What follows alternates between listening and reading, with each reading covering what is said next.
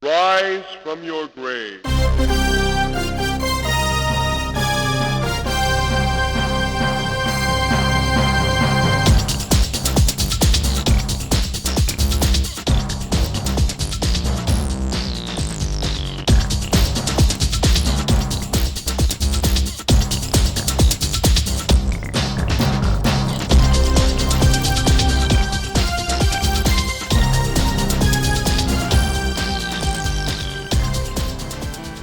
Rise from your grave. Let's not kid ourselves. Altered Beast isn't a very good game, but it does have its charm, I guess. That epic opening line, "Rise from your grave," is known by any serious gamer. So what is the game about? Well, as always, you have to rescue a female in distress. A hero battles through the fantasy world, killing off zombies, demons and so on. Strangely, he can collect magic orbs from two-headed dogs. Each one he collects gives him extra strength until he has 3, which will change him into a mythical killing beast. Power up.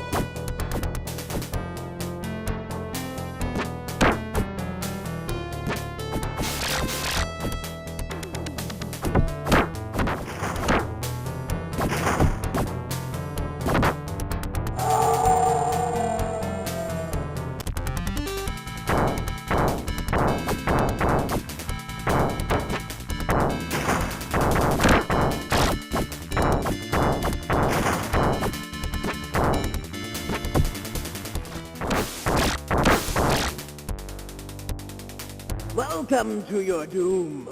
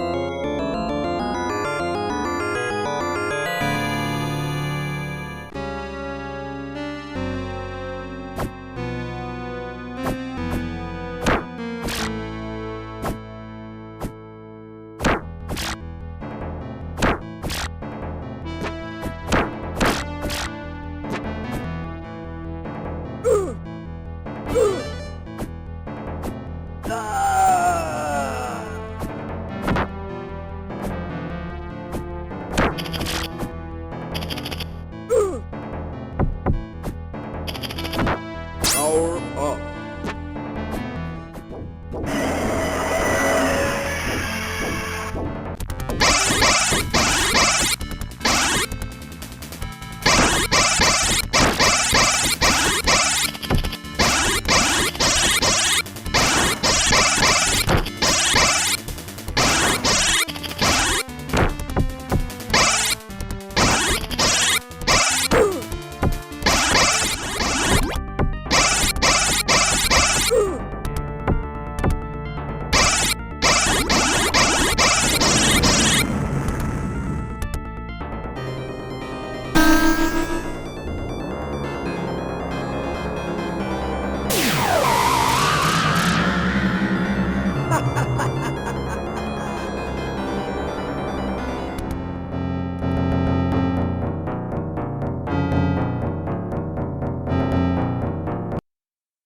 Rise from your grave.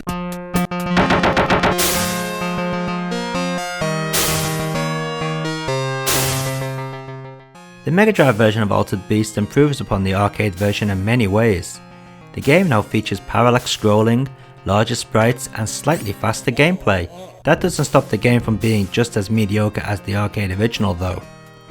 Saying that, this is the best home version available, which is quite amazing when this was one of the very first Mega Drive games to be released.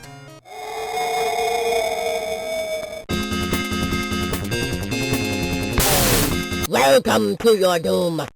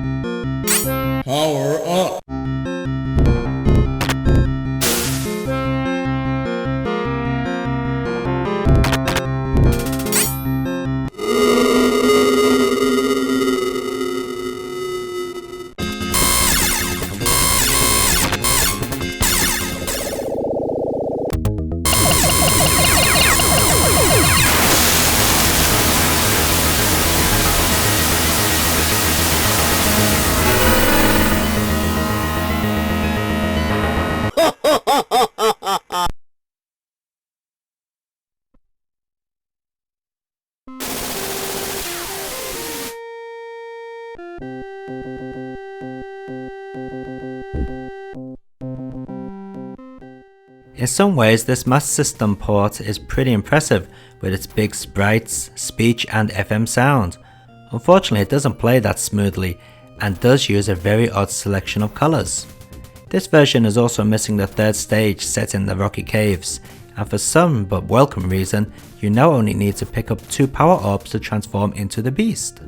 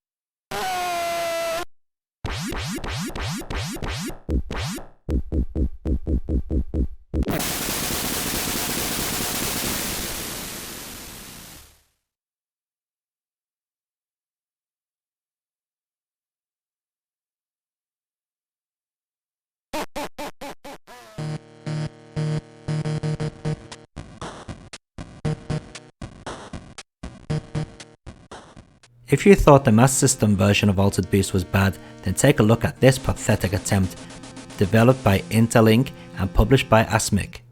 Everything about it is terrible, the graphics, the sound, the new stages and beasts, but most importantly, the way it plays. Surprisingly, this game had quite a few talented developers behind it.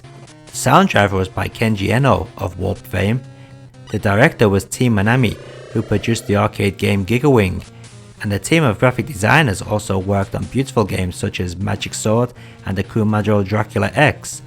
But not to worry, this isn't the worst version of Altered Beast by a long shot.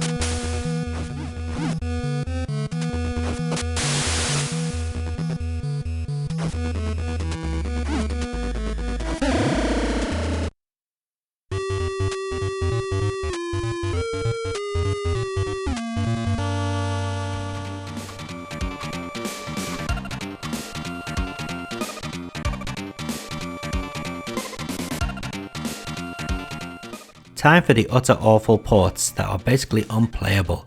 All the European home computer ports suffer from the same issues.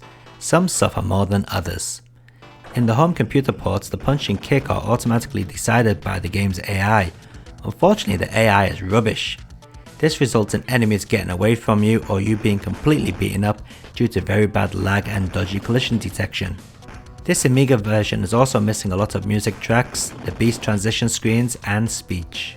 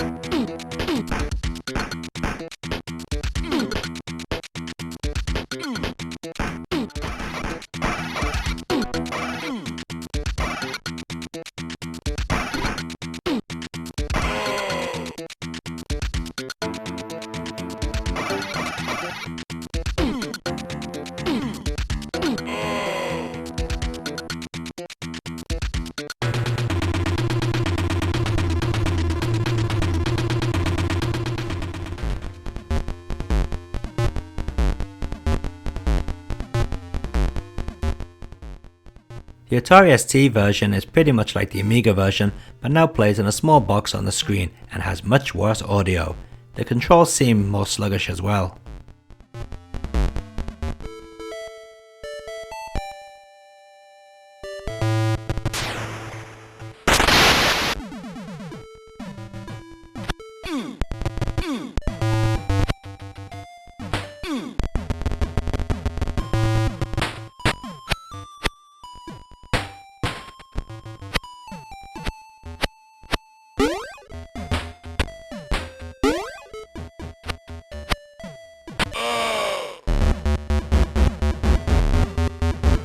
Power up.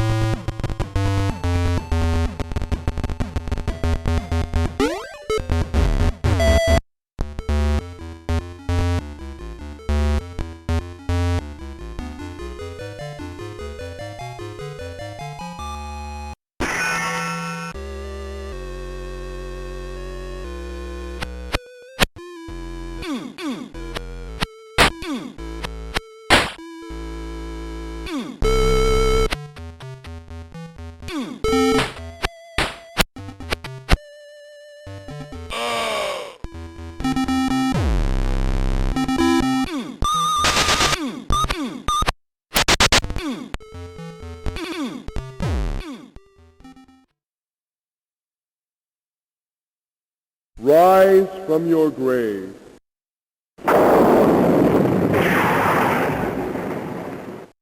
Probably the second best home port available. This Bits Laboratory developed port plays quite well, however, the lower quality in graphics and lack of parallax scrolling puts it way behind the Mega Drive version. It must also be mentioned that this release features a pretty poor introduction slideshow movie.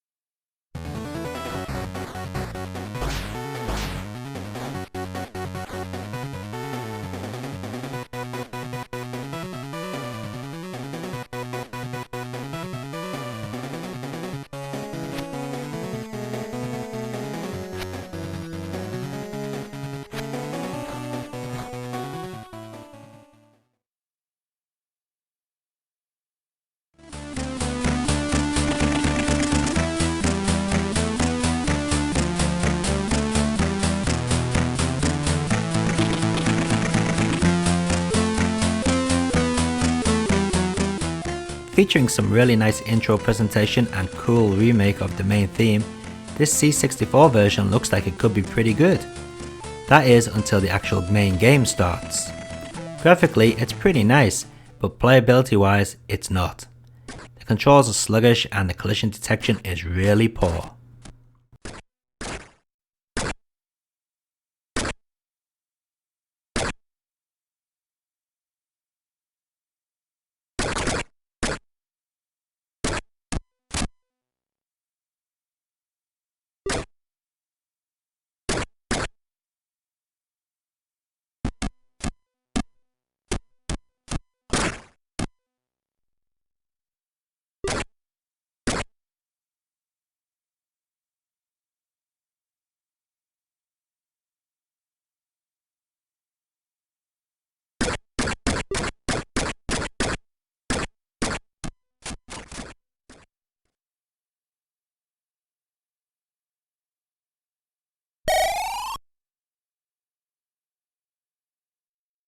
Just like the C64 version, this Spectrum release is awful to play for all the same reasons, but now you have the added bonus of 5-year-old colouring skills thrown in.